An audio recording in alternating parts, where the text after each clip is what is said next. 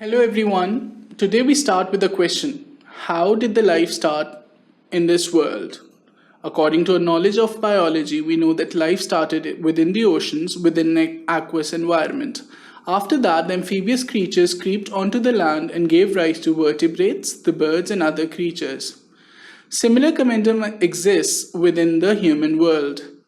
We see that the life starts within the amniotic fluid. It is somewhat an aqueous environment. After birth, it changes suddenly to an aerated environment. We'll see today how this development occurs and how a fetus which was initially present in an aqueous environment adjusts to an aerial environment. Yes, we'll talk about the respiratory system today. I'm your lecturer Sananur Rahman and welcome to sqadia.com. In this lecture, we'll be talking about, this lecture is further subdivided into 5 subsections. In each section, we'll be talking about various components of the lungs.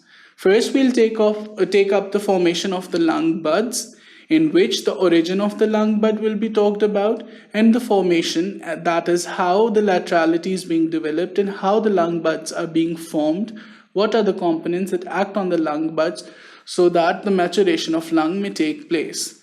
In the second section, we'll talk about the uppermost section of the air tube, that is the larynx.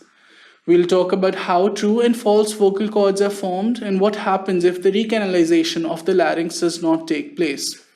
In the third section, we'll be talking about the conduction system of the respiratory canal.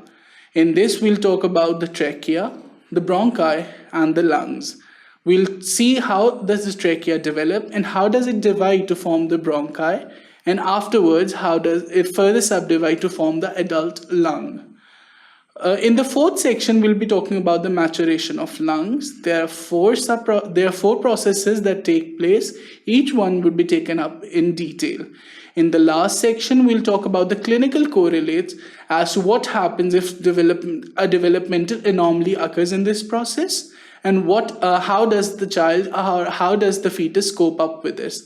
I hope you're excited to learn about this adjustment from aqueous to aerated environment.